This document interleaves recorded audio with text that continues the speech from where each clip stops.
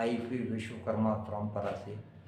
अपन इसके पहले 10वीं के छात्र आप लोगों ने देखा था कि कुछ इम्पोर्टेंट गणित आपको बताए गए थे। अब उसी कड़ी में आपके लिए कुछ इम्पोर्टेंट क्वेश्चंस मैं लेके आया हूँ जो बहुत इम्पोर्टेंट है। उसको अपन देखते हैं उसको कैसे हल करना, जो परीक्षा की दृष्टि से बहुत ही ज़्यादा इम्पोर्टेंट है। जैसे यहाँ लिखा है किसी भिन्न के अंश में 2 घटाने और हर में 3 जोड़ने पर वह 1/4 हो जाता है, और अंश में 6 जोड़ने और हर को 3 से गुणा करने पर वह 2/3 हो जाता है। तो आपको भिन्न ज्ञात करना है। तो फ्रेंड्स, अब आपको मालूम होना चाहिए कि भिन्न किसे कहते हैं। भिन्न किसी भी बटे की राशि को कहा जाता, बात को आपको समझना है। तो अपन यहाँ मान के चलते हैं, माना भिन्न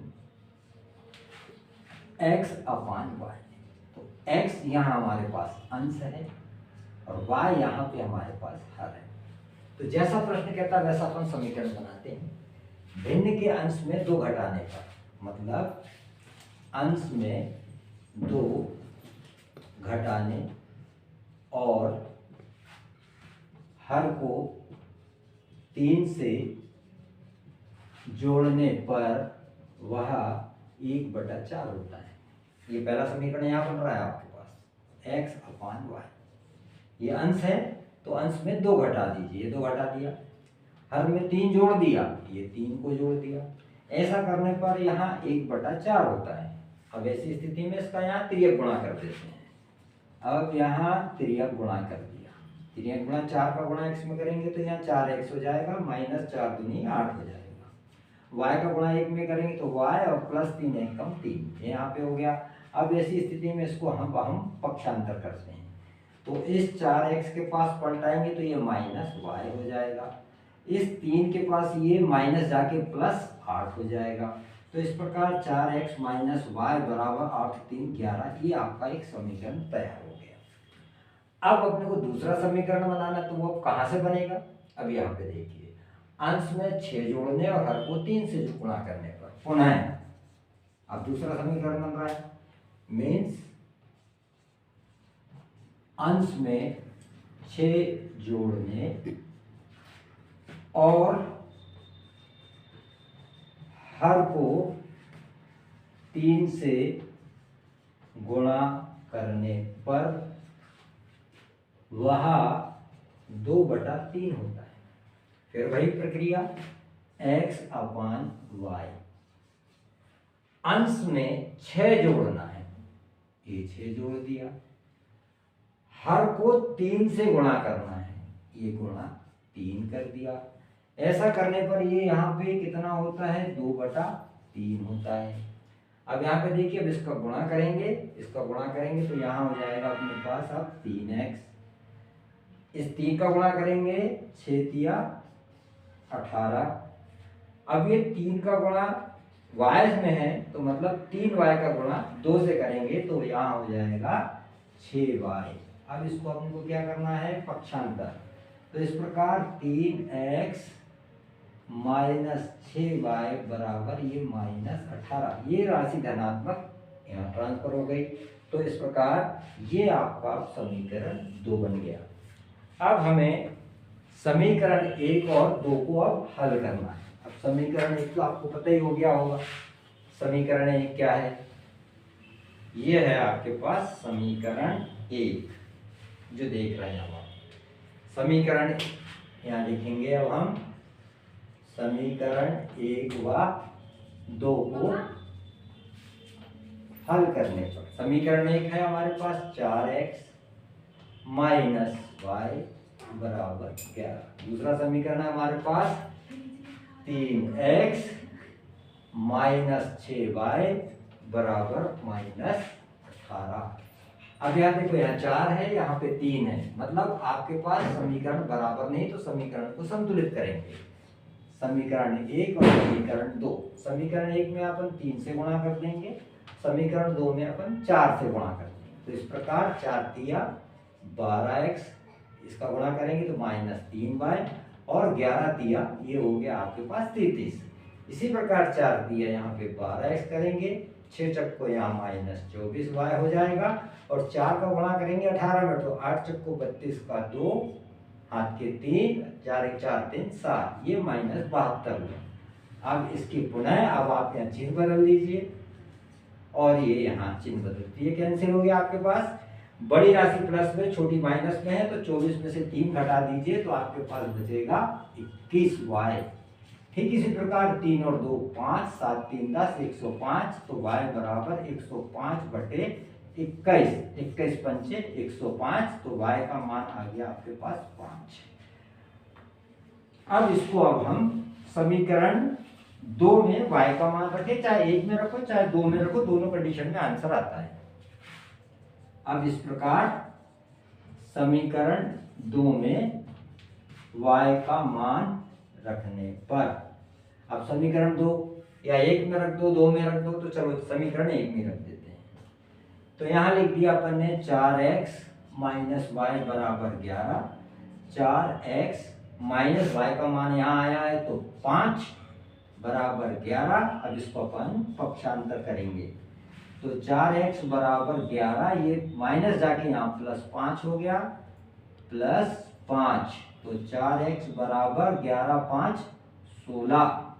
तो इस प्रकार x बराबर 16/4, 4 1 कम 4, 4 चक्को 16, तो x का मान आया 4। अब आपका सवाल सही है ये देख लीजिए। अब आपने क्या माना था, x में कितना जोड़ा था प्रारंभ में, x में कितना जोड़ा था अपन ने जो प्रश्न कहा था, तो उसमें आप देख लीजिए x में कितना घटाना था अपने को, क्वेश्चन क्या है।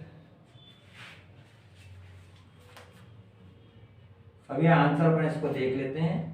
आपने x का मान आया है 4, 4 में आपने घटा दिया है 2।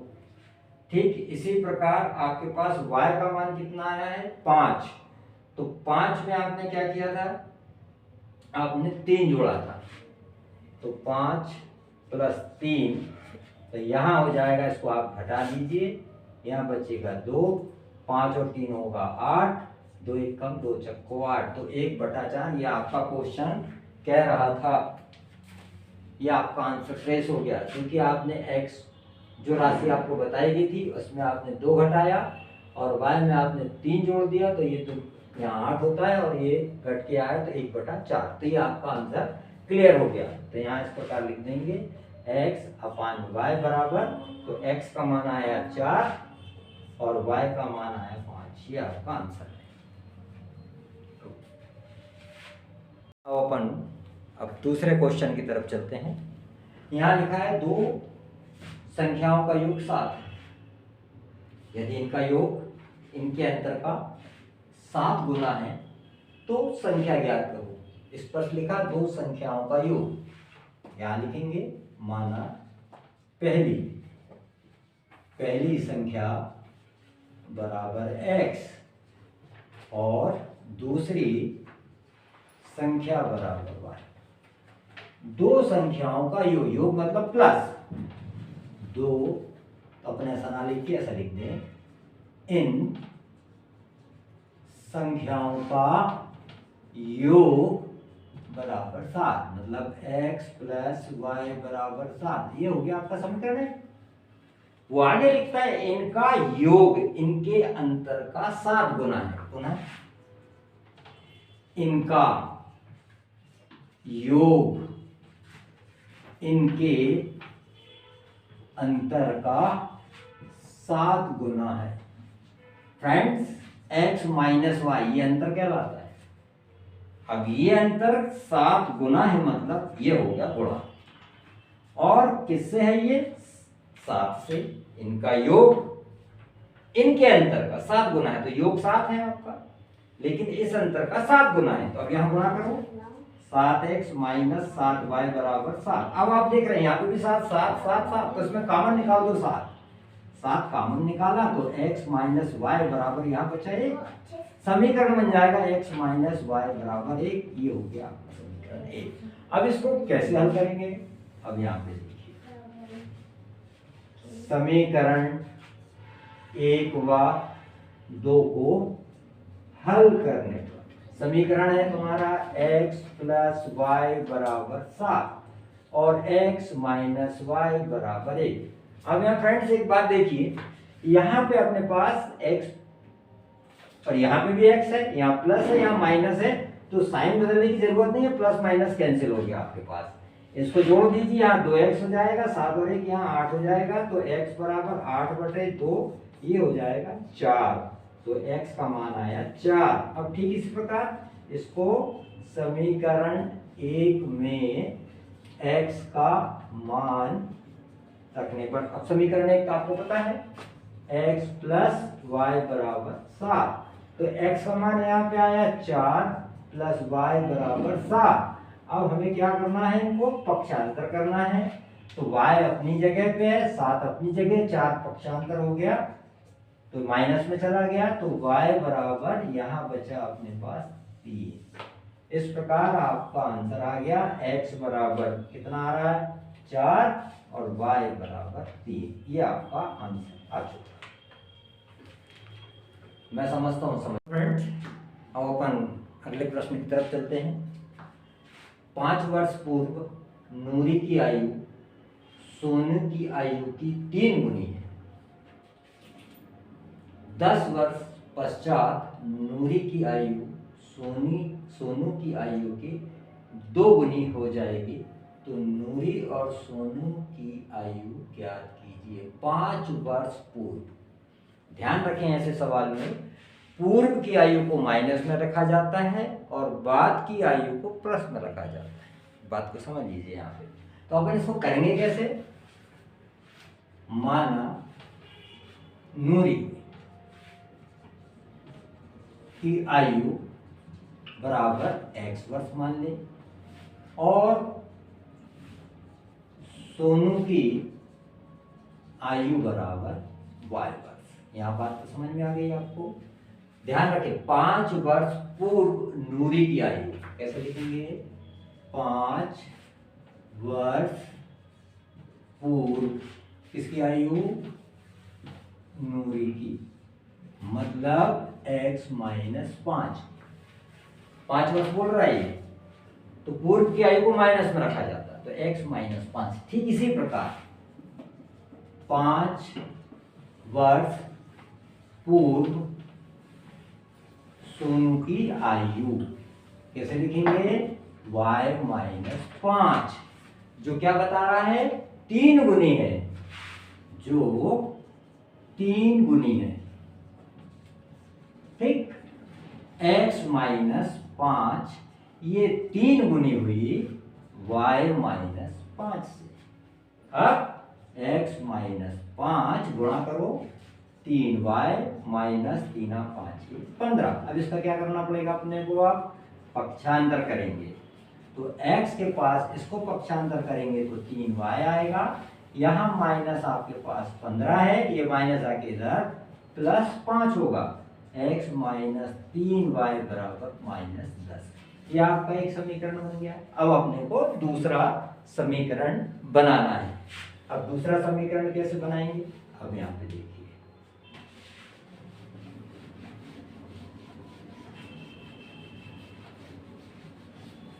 अब यहाँ पे देखिए 10 वर्ष बाद किसकी आयु पूछा जा रहा है, 10 वर्ष बाद नूरी की आयु। यहाँ लिखेंगे x प्लस 10। ध्यान दीजिए बाद की आयु को प्लस में लिखा जाता है। ठीक इसी प्रकार 10 वर्ष बाद सोनू की आयु, इसको भी लिखेंगे y प्लस 10, जो कितनी 2 गुनी हो जाएगी, तो x प्लस 10 2 गुनी हो जाएगी y प्लस 10 से, तो x प्लस 10 इसका गुणा कर दो, 2y प्लस 10 दूनी 20। अब इसको यहाँ पे आप पक्षांतर कर लीजिए, तो x माइनस 2y 20, ये धनात्मक ये हो जाएगा ऋणात्मक, x माइनस 2y बराबर 10। ये आपका आ गया समीकरण।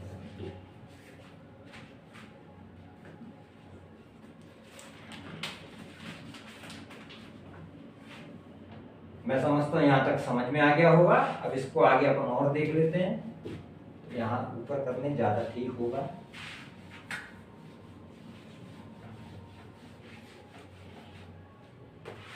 समीकरण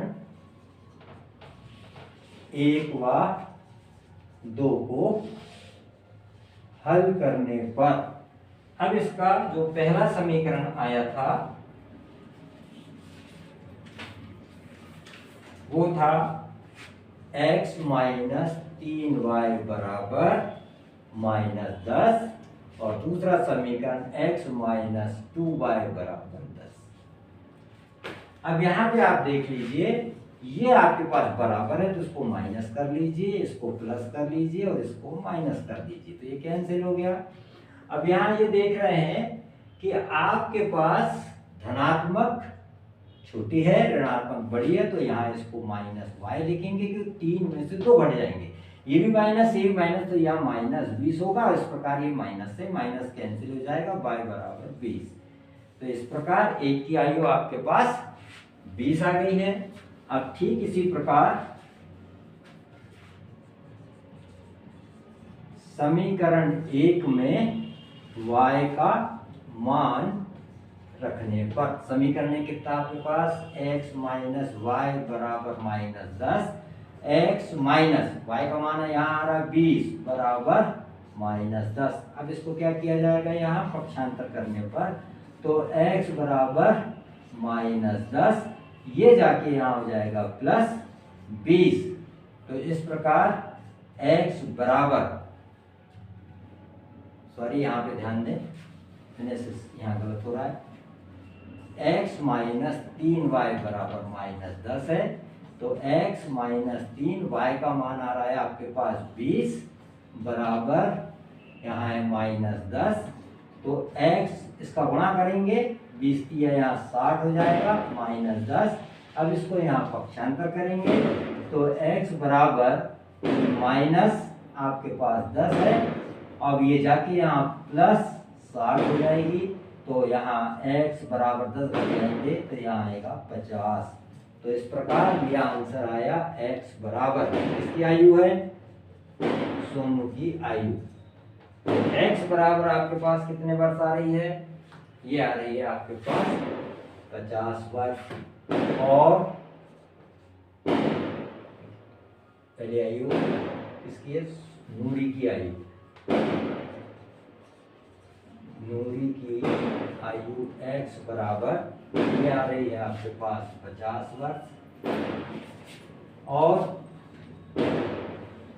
सोनू की आयु आपके पास आ रही है 20 वर्ष। तो ये आपका आंसर सही हुआ।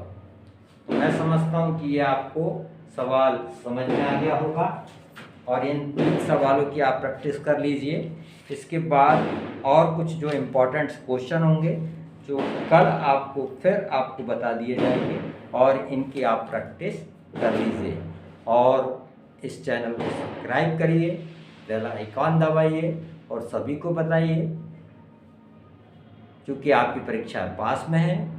आप लोगों को मेरी तरफ से बहुत बहुत शुभकामनाएं। और जो मैं बता रहा हूँ मैं समझता हूँ बिल्कुल आप प्रयास कर रहे होंगे, प्रैक्टिस भी कर रहे होंगे, तो मेहनत करिए, सफलता बिल्कुल आपको मिलेगी, ये मेरा विश्वास है। Thank you.